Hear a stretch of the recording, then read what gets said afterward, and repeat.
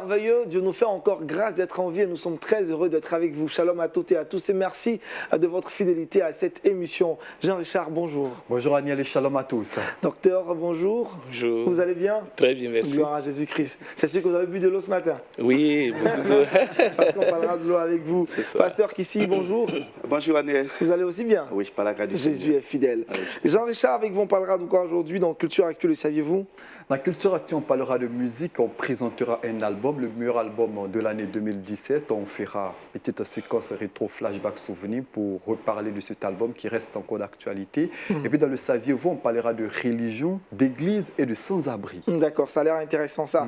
Avec le docteur Doba Soro, on parlera des femmes, l'église et l'eau. Absolument, on tentera d'établir le rapport étroit qui existe entre l'eau, les femmes et l'Église. Voilà qui est bien clair. Bien avant qu'on aborde tous ces différents sujets, nous allons écouter la parole du Seigneur, méditer avec vous, et c'est dans Méditons ensemble.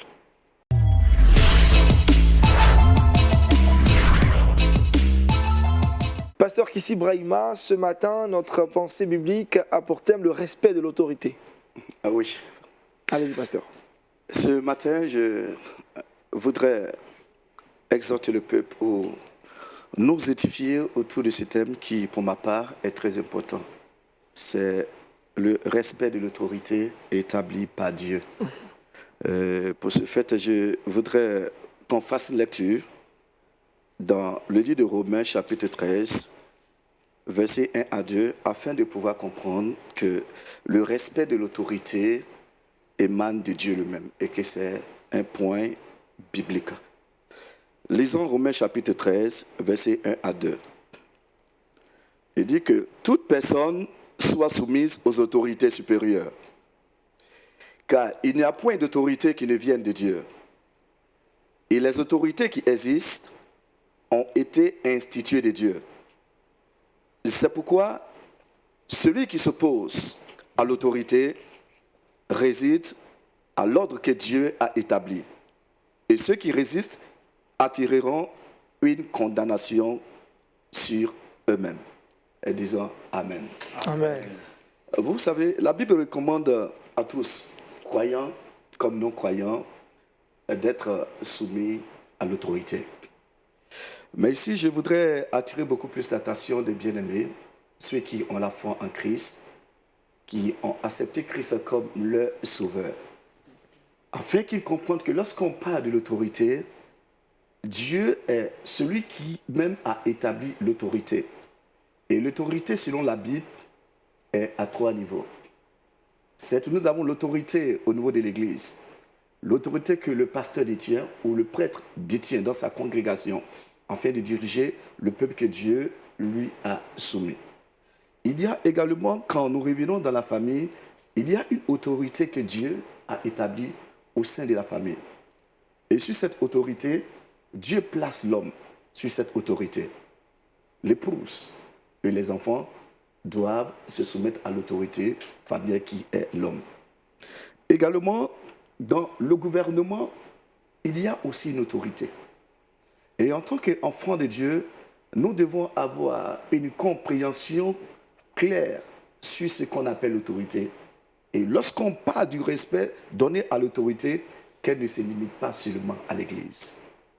Ici, Paul attire l'attention des Romains. En tant que citoyen romain, vous voyez, l'Église a été persécutée. Et à l'époque de l'empereur Néron, les chrétiens ont subi cette persécution. Et c'est à ce moment précis que Paul a pris soin d'exhorter le peuple à pouvoir aussi comment apporter le respect à l'autorité. Malgré la persécution, donc, ils étaient victimes. Donc, de ce fait, nous réalisons ici que Paul a donné ses consignes en leur faisant comprendre qu'il n'y a pas seulement l'autorité du pasteur ou du prêtre qui vient de Dieu, mais toute autre autorité établie vient de Dieu. Que ce soit l'autorité au sein de la famille, que ce soit l'autorité étatique, les chrétiens de toute génération doivent savoir que c'est Dieu qui les a établis. Et de ce fait, nous leur devons tout respect. Pourquoi Paul nous conseille, nous exhorte à respecter l'autorité. La première raison se trouve dans notre passage du jour, dans les 2 versets. Il soutient qu'il n'y a pas d'autorité qui ne vienne de Dieu. Toute autorité établie vient de Dieu. Comme je l'ai dit tantôt, qu'elle soit païenne ou qu'elle soit pastorale, toute autorité vient de Dieu. Et nous devons obéir à l'autorité. Nous devons respecter l'autorité. Nous ne devions pas aller contre la loi établie par l'autorité, qu'elle soit étatique. Mais en tant qu'enfant de Dieu, qui veut être des exemples à notre génération, qui veut être des modèles pour des citoyens, la première des choses, c'est de reconnaître que toute autorité qui existe, à quelque niveau que ce soit, cette autorité vient de Dieu. Nous le disons souvent, les chrétiens que nous sommes, nous ne reconnaissons pas par moment certaines autorités établies. Surtout en ce qui concerne l'autorité étatique. Encore, on pense que notre choix n'a pas été choisi. Ou par moment, nous pensons que notre choix est forcément le choix de Dieu. Et que celui que Dieu doit choisir pour diriger un peuple doit forcément être un chrétien. Et c'est une mauvaise compréhension. Si nous avons la compréhension que celui qui doit forcément diriger le peuple et que doit être quelqu'un à qui nous devons respect, alors nous allons contre les Saintes Écritures. Donc les Saintes Écritures ici nous montrent clairement qu'il n'y a pas d'autorité qui ne vienne de Dieu. Le chef du village dans votre village même est une autorité que Dieu a établie. Partout où vous vous trouvez, lorsque vous êtes sous la direction de quelqu'un, vous êtes automatiquement soumis à une autorité. Et tout ce qu'on nous demande, c'est de respecter. La deuxième chose, Paul nous montre que celui qui s'oppose à l'autorité réside à l'ordre que Dieu a établi. Nous savons très bien que notre Dieu est un Dieu d'ordre. Et toute autorité qui est établie, si nous manifestons une rébellion quelconque, nous ne sommes pas en train de nous opposer ou de manifester notre rébellion à l'endroit de l'individu qui a été choisi. Mais nous nous attaquons à Dieu. Nous nous attaquons automatiquement à l'ordre de Dieu. Et nous ne voulons pas prendre le risque de combattre Dieu. La troisième raison dans ce verset, c'est que Paul révèle que celui qui s'oppose à l'autorité attire la colère de Dieu sur lui-même. Alléluia. Donc pour ces quelques raisons dans ces versets, l'enfant de Dieu, le citoyen chrétien, doit pouvoir respecter toute autorité, qu'elle soit gouvernementale, qu'elle soit religieuse, qu'elle soit familiale, c'est de notre respect, c'est de notre devoir de pouvoir respecter cette autorité. Et là, nous devons nous poser une question, comment devons-nous manifester notre respect vis-à-vis de cette autorité qui a été établie? C'est là que souvent se trouve le problème. Comment manifester ce respect-là? La première des choses, c'est d'apporter une obéissance à l'autorité. Lorsque nous obéissons à l'autorité qui est établie, alors nous sommes en train d'accomplir notre devoir de citoyen. Nous sommes en train de manifester un respect à l'endroit de l'autorité que Dieu lui-même a établie.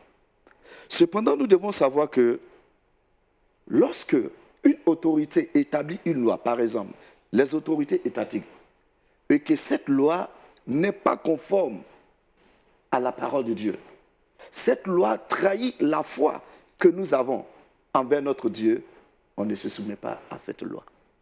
Alléluia.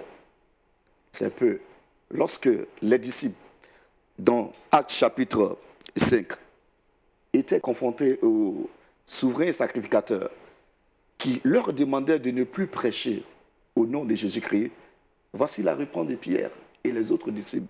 Il dit, jugez vous-même s'il est bien séant de vous écouter plus que Dieu. Et donc, nous mettons l'accent sur le fait que Même si nous devons obéir à l'autorité, nous devons découvrir le contenu de ce que l'autorité nous exige. Et Dieu est l'autorité suprême. Et nous nous soumettrons à la loi de Dieu. Si l'autorité établit une loi qui trahirait notre foi chrétienne, alors nous nous soumettons à l'autorité de Dieu et nous refusons celle qui ne glorifie pas la loi de l'Éternel.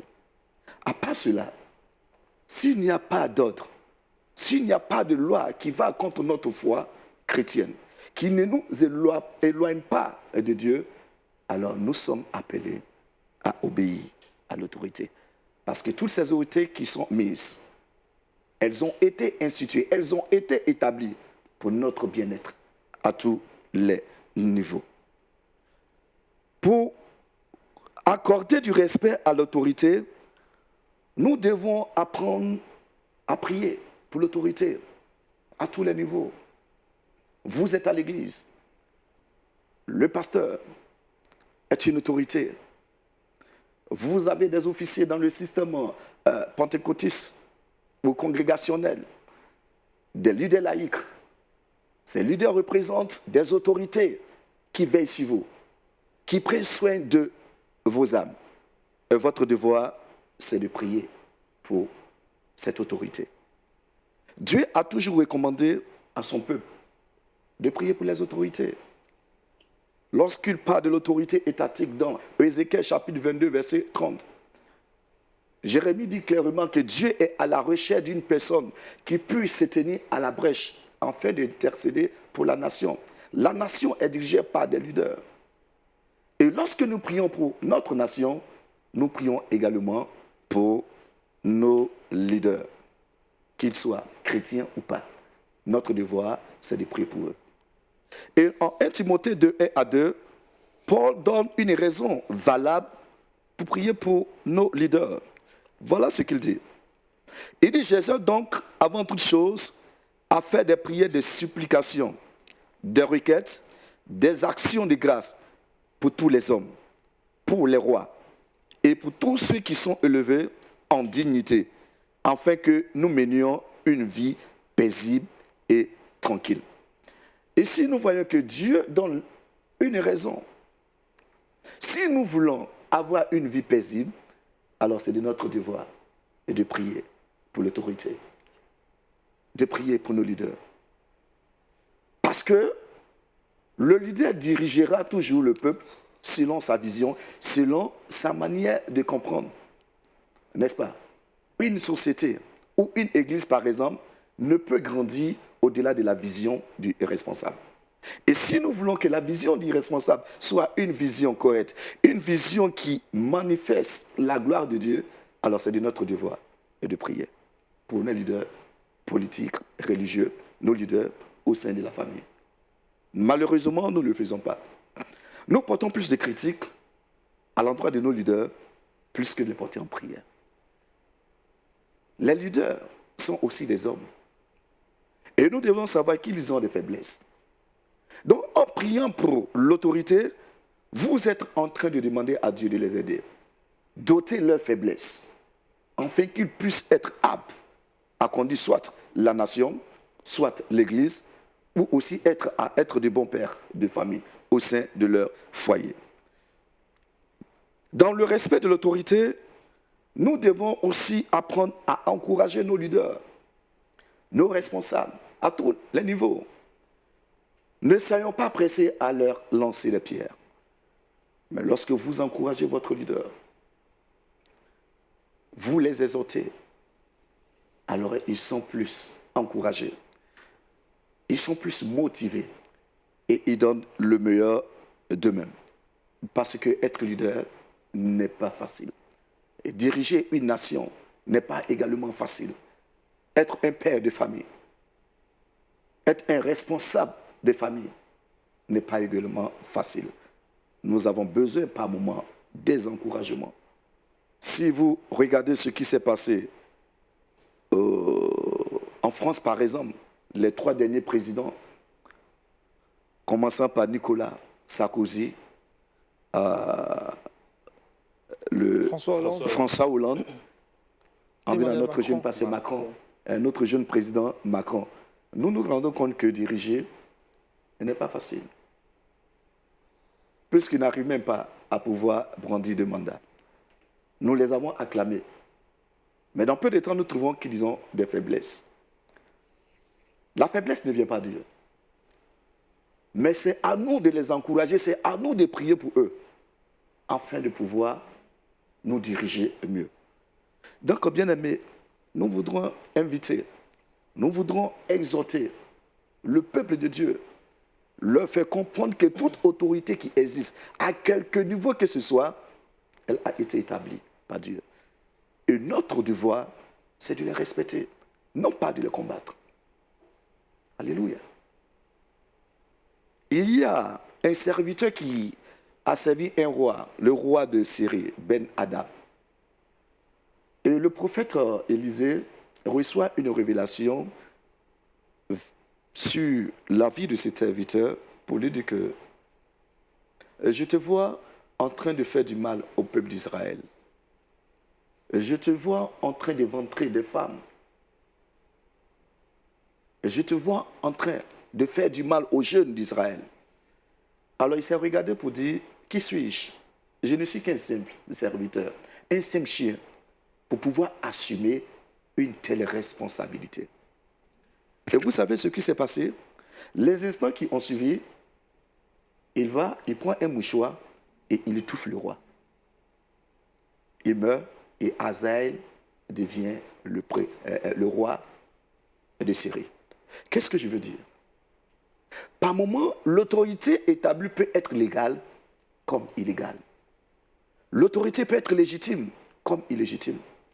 Mais une fois qu'elle est établie, c'est de notre devoir de prier pour elle.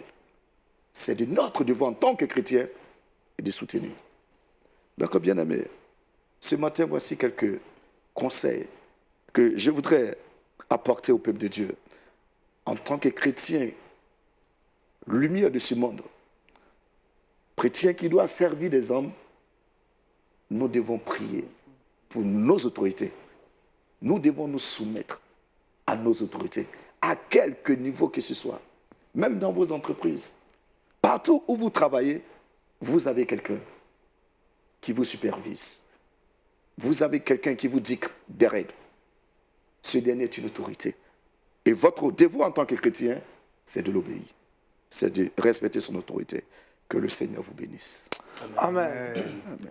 Merci au pasteur Kissi Brahima ce matin, notre exhortation, le respect de l'autorité. Pasteur, est-ce que l'obéissance aux différentes autorités est relative à leur vision, disons, qui vient de Dieu ou pas de Dieu? Si une autorité n'est pas chrétienne et que parfois demande à tous les chrétiens d'agir d'une manière différente de la vision de Dieu, qu'est-ce que le chrétien doit faire de ce genre de conditions?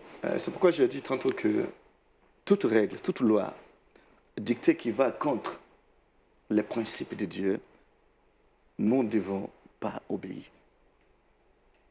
Toute loi qui trahit votre foi chrétienne. Prenons le cas des autorités étatiques ou gouvernementales.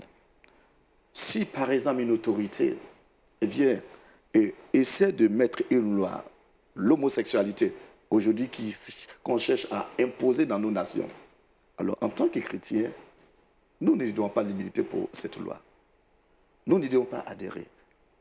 Mais nous devons démontrer notre position parce qu'elle est contre la loi de Dieu. En prenant l'exemple des apôtres. Vous ne pouvez pas me dire de ne pas prêcher, parler au nom de Jésus-Christ. Nous préférons obéir à Dieu et désobéir à vous en tant qu'homme. Parce que dans ce contexte, est-ce que le chrétien doit protester, faire des marches, des meetings, des sit-ins, tout ça, pour dire non, on ne veut pas de telle loi? Dans des pays où ces lois désirent, où les autorités désirent appliquer ce genre de pratiques. Il y a plusieurs façons de manifester son mécontentement. Et notre Seigneur Jésus-Christ n'a jamais enseigné la voie de la sédition, de la rébellion. Cependant, il a toujours affirmé ce qu'il pense. Lorsqu'il devait être arrêté et que Pierre a pris l'épée, il a dit non, remets ton épée. Amen.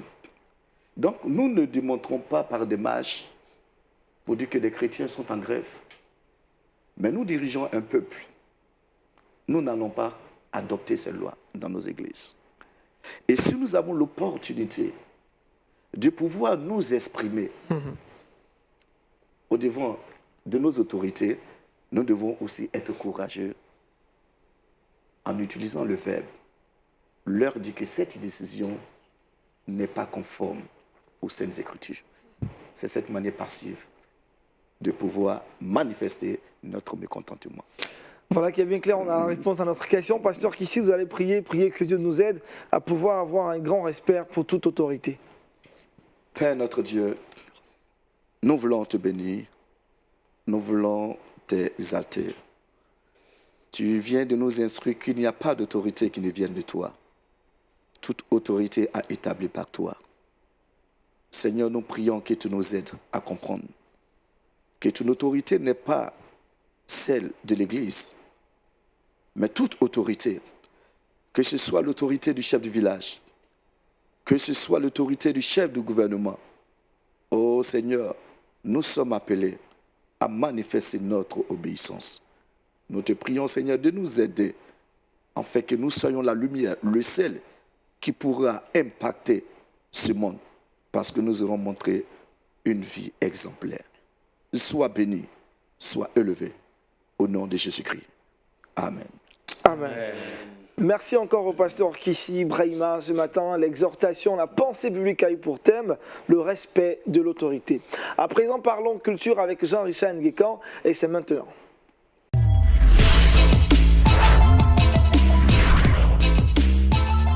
Jean-Richard, aujourd'hui dans Culture Actu, on parle de musique et vous allez présenter un album. Effectivement, merci Aniel. Aujourd'hui, j'ai décidé de présenter un album. C'est un album qui date pourtant de 2017. Voici donc quelques années que cet album est sorti.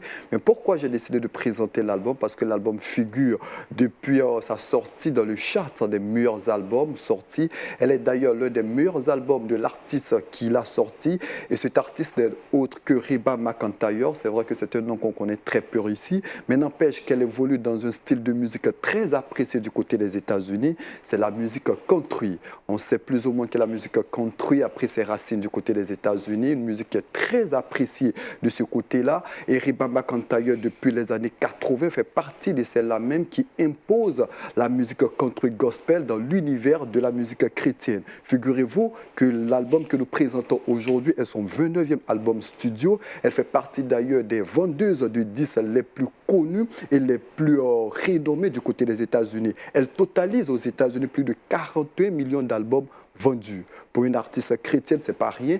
Elle est d'ailleurs appelée la reine de la musique country. Et l'album que nous présentons aujourd'hui, Back to God, est sorti en janvier 2017. Et depuis lors, l'album est considéré comme l'un des albums les plus aboutis de Reba McEntire. Qui est-elle? Il faut préciser que Reba McEntire est née le 28 mars 1955 dans l'État de l'Oklahoma. Elle a baigné dans une ambiance country. Ses premiers balbutiements au niveau de la musique vont se faire avec sa mère qui était chrétienne. En 1974, Reba McEntire décide de rentrer à l'université avec pour objectif de devenir enseignante, mais l'appel du Seigneur va se faire insistant. Et là, elle décide d'abandonner sa scolarité, de se consacrer à Jésus-Christ. En 1976, elle sort son premier single. Le succès sera plus ou moins mitigé. Son succès va apparaître au début des années 80. Et depuis 1980, elle est sur le devant de la scène. Et aujourd'hui, en 2017, elle a sorti son 29e album, Back to God. Des personnes désespérées, des personnes qui ont des situations difficiles, des personnes qui ont perdu leur famille, mais le seul dénominateur commun de ces personnes, c'est qu'elles sont retournées au Seigneur Jésus-Christ. Et grâce au Seigneur Jésus-Christ, ils ont pu avoir du repos. Et cette chanson de Reba McEntire sortie en 2017 continue d'apporter de la paix, de la joie à bon nombre de personnes. Et c'est cet album-là que je t'ai à présenter aujourd'hui à toutes ces personnes qui nous regardent. Si vous avez par moment le désespoir, si vous avez par moment des lourdeurs, j'espère que cette chanson-là va vous rebooster pour entamer de fort belle manière cette journée. Merci Jean-Richard, on a parlé d'album, présentation d'album sorti en 2017. Cette émission, vous la connaissez, les lundis, on reçoit des invités de marque de choix. Nous sommes à nouveau avec le docteur Doba Soro. Nous allons parler de l'eau. La semaine passée, nous avons abordé une thématique, le social par l'eau, une thématique très enrichissante. On en a tiré beaucoup de leçons. Restez avec nous car dans notre entretien, on parlera aujourd'hui du rapport qui existe entre les femmes, l'Église et l'eau.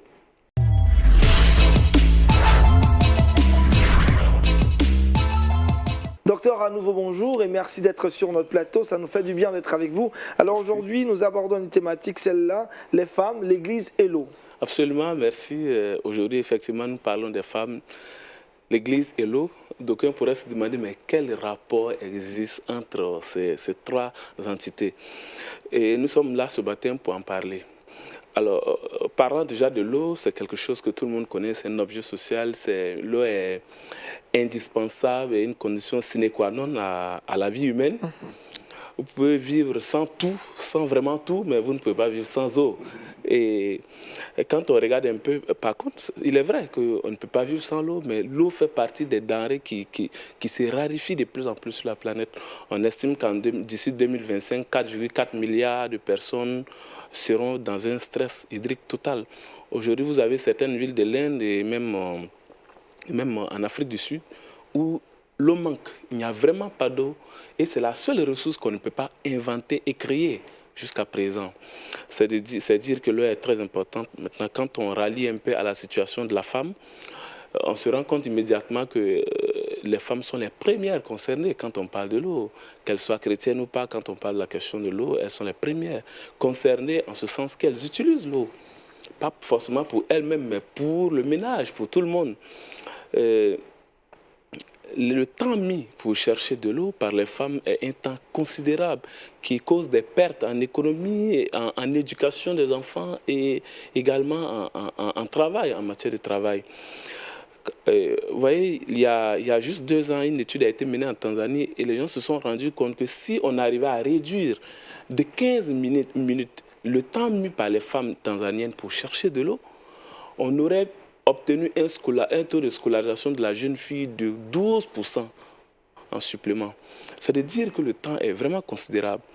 Et les chiffres, l'ONIFEM a mené une étude tout dernièrement, je crois que c'était en 2017, ils ont révélé qu'en Afrique subsaharienne, il y a 40 milliards d'heures qui sont exploitées par les femmes dans le temps mis pour la recherche de l'eau, soit l'équivalent d'une année de travail des travailleurs en France. Vous voyez un peu ce que ça peut coûter. Et vous voyez, mais quand on regarde même encore de plus près nos réalités en Afrique subsaharienne, comme les gens le disent par les chiffres, mais je le dis souvent qu'une personne déjà qui manque d'eau, une personne concernée par la question de l'eau est une personne de trop pour nous les chrétiens. Et en Côte d'Ivoire, pendant ces 3 dernières années, il y a eu pas mal de marches ou de soulèvements par rapport à la question de l'eau. C'est dire que nous manquons déjà d'eau, mais pas déjà, c'est dire que nous manquons d'eau en Côte d'Ivoire. L'Église, surtout les femmes. Vous voyez, quand nous regardons l'Église, une Église missionnaire, en tant qu'Église, nous sommes dans une position stratégique en ce qui concerne tous les problèmes sociaux. Jésus lui-même a eu des interactions avec des femmes par rapport à la question d'eau. Souvenez-vous de la femme samaritaine. C'est quand elle est allée puiser de l'eau que Jésus l'a rencontrée. Et même il y a cet homme de Dieu, le prophète, je crois Élisée, la veuve est venue le voir et dit, ton serviteur, quand ton serviteur était vivant, il a fait ceci. Il a dû utiliser l'eau. Il lui a dit, il faut remplir tous ces fûts que tu as là. Va prendre d'autres fûts et il faut les remplir d'eau. Et à partir de là, l'eau a été transformée en huile. Ça veut dire que même du point de vue biblique, l'eau représente un aspect fondamental, c'est-à-dire un point ou un élément sur lequel on s'appuie souvent pour fabriquer ou bien pour... En fait, il y a des questions sous-jacentes. L'eau est un élément, en fait, avec pas mal de questions sous-jacentes. Maintenant, une église missionnaire, c'est une église qui voit venir les problèmes sociaux.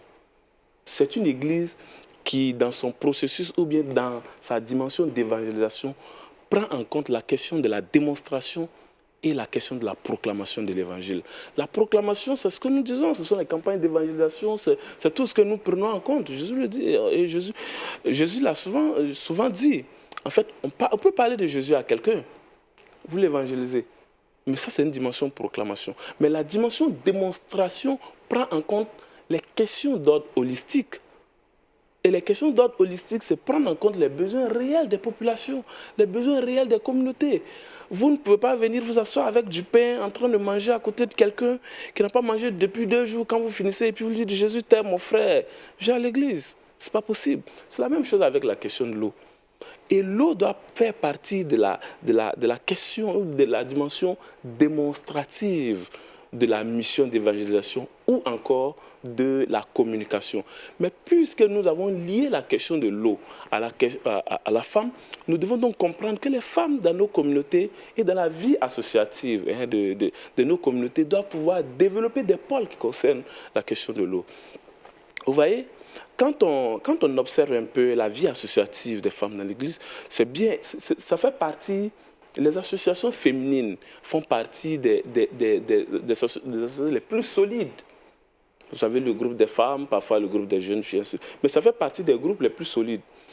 Mais ces groupes-là, je sais que nos mamans, nos sœurs aiment bien l'épargne et on est beaucoup plus préoccupés. Parfois, le constat, malheureusement, que j'ai fait dans la plupart des communautés, j'espère, et si vous me contredisez certainement, vous aurez plus raison que moi. Mais le constat que j'ai fait personnellement, c'est que c'est beaucoup plus guidé vers les manifestations.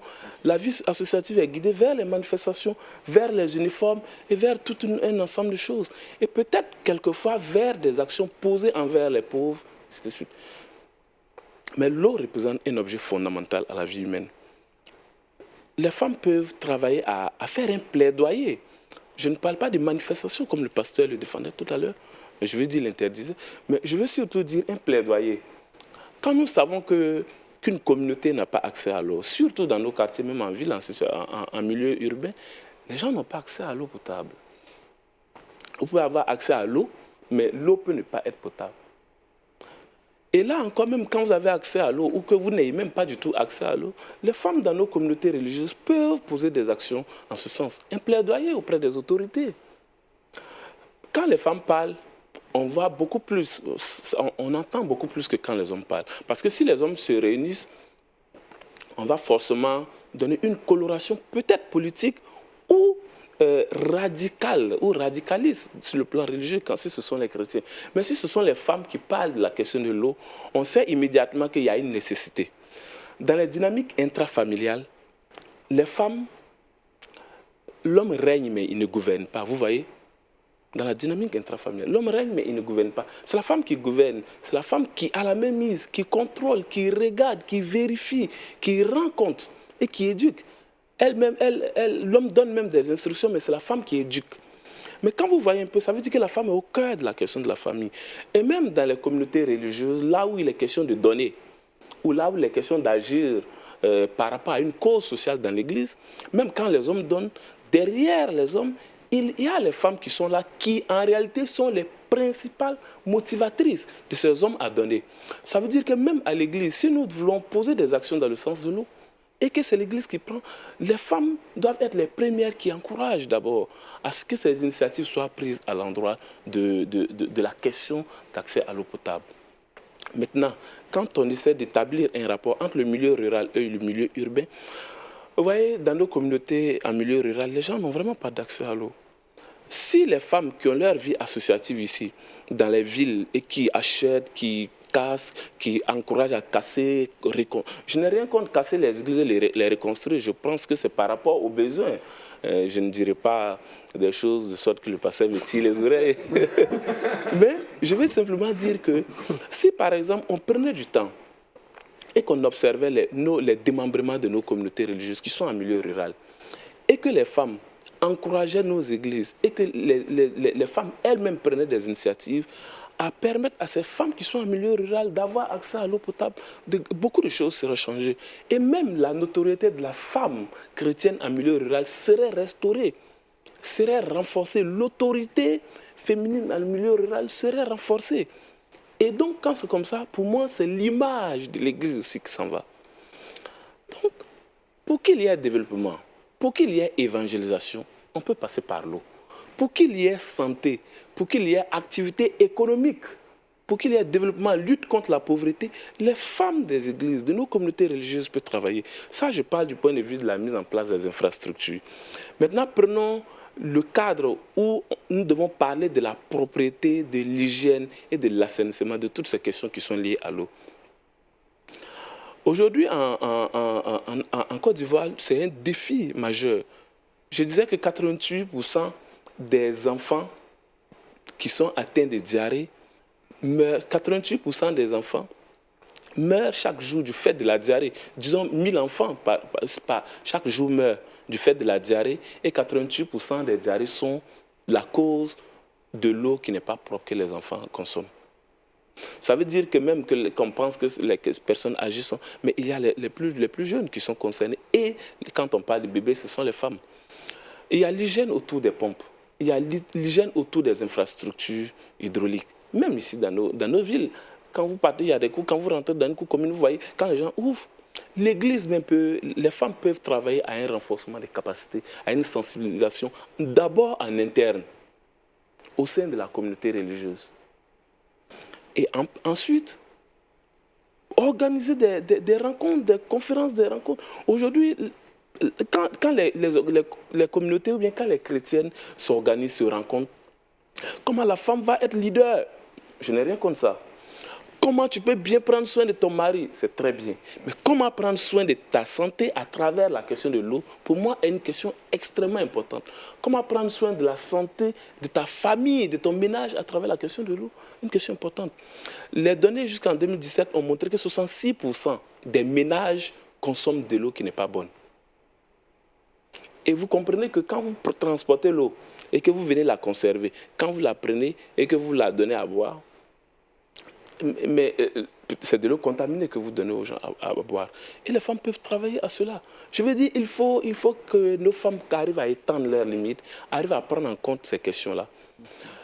Il n'est pas bien, et il n'est même pas bienséant que la question de l'eau soit au cœur de la Bible, dans la Genèse, et même jusqu'à l'Apocalypse, et que nos communautés religieuses, surtout les femmes, ne prennent pas ça en compte.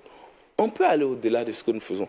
Beaucoup de choses sont faites, mais si nous voulons avoir de bonnes églises missionnaires qui évoluent davantage, je pense qu'il faut commencer également à prendre en considération la question de l'eau.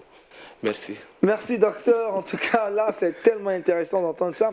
Pasteur, les femmes, l'église et l'eau ont un rapport étroit, et le docteur a établi ce rapport. Les femmes doivent se relever et doivent prendre la question de l'eau en priorité. Je crois que c'est une problématique pour l'église.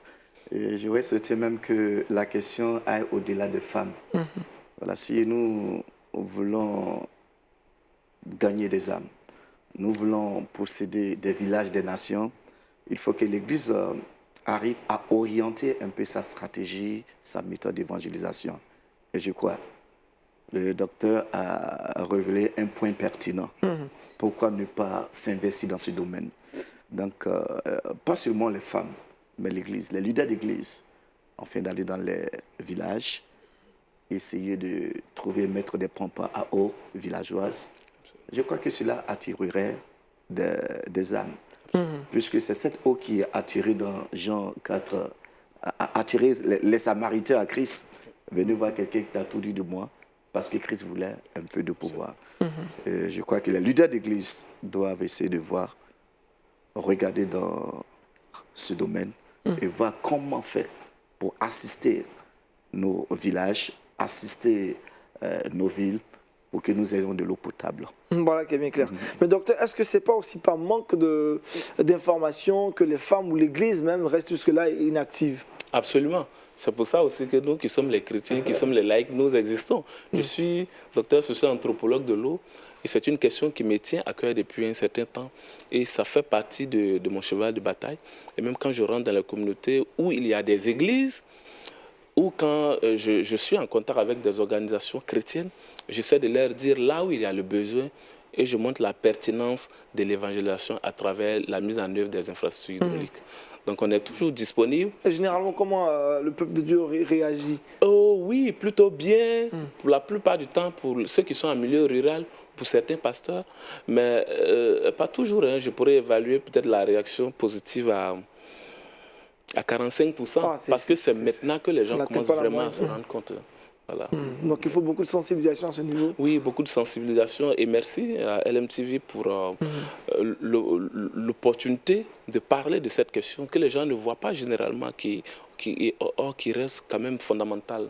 Parce que même quand vous créez juste un puits dans une communauté, et ils me demandent, mais là où il y a le besoin, c'est où? Est-ce que ce n'est pas au nord? Mais non, le problème de l'eau, la question de l'eau, est partout en Côte d'Ivoire, mais elle est différente d'une zone à une autre. Quand vous prenez le centre, c'est la question de la qualité de l'eau. Quand vous prenez peut-être le nord, c'est même le manque d'eau d'ailleurs. Quand vous prenez le nord-est, c'est juste de l'eau. On a juste besoin de l'eau. Quand je dis juste de l'eau, ça veut dire quelle qu'en soit la qualité, quand elle est là, en saison sèche, on la consomme. Vous voyez un peu. Et donc le problème est différent d'une zone à une autre. Je pourrais vous parler de Dinaoudi à 92 km de Bondoukou, là où il y a un problème d'eau, à Kwasi-Blokro, à 7 km de Boaké, où il y a un problème d'eau. Je pourrais vous parler de Sifié, nous sommes à une soixantaine de kilomètres de Séguéla. Ça veut dire qu'il y a des problèmes partout. Mais il s'agit pour nous de choses. L'eau, par exemple, dans le sud, est considérablement contaminée par la matière fécale. Vous voyez? Et ça cause véritablement des diarrhées et d'autres types de maladies que les gens n'arrivent pas à résoudre. Et pour moi, ce sont des questions qui doivent intéresser l'Église. Et de plus en plus, je suis très heureux quand même parce que quand je rencontre certains des pasteurs tête à tête et que j'échange avec eux, certains se rendent compte. Mais je pense qu'il faut aller au-delà de la prise de conscience et passer à l'action. Voilà. Merci docteur Doba Soro. Les femmes, l'Église et l'eau, on en a parlé aujourd'hui avec notre invité. Dernier virage dans cette émission, vous connaissez, c'est bien Le Saviez-vous avec Jean-Richard.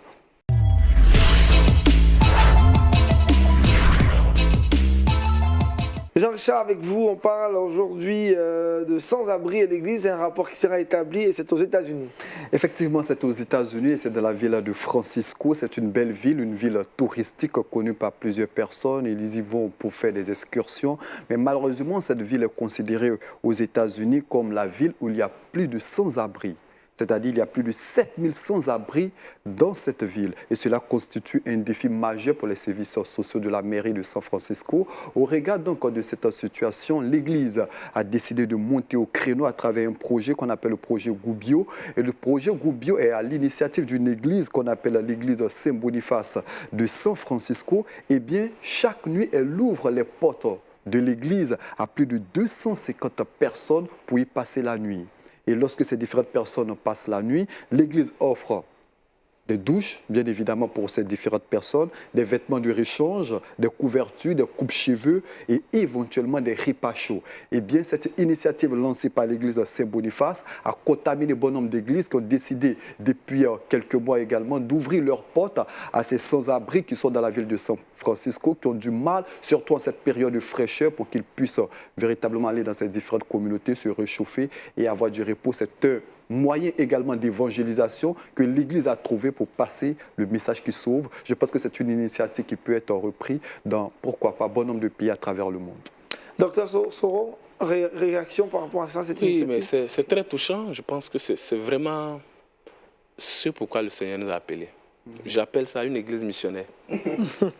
Pasteur?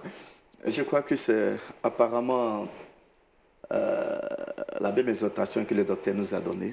L'Église doit s'intéresser au social, à tous les niveaux. Jean-Richard, le verset boussole.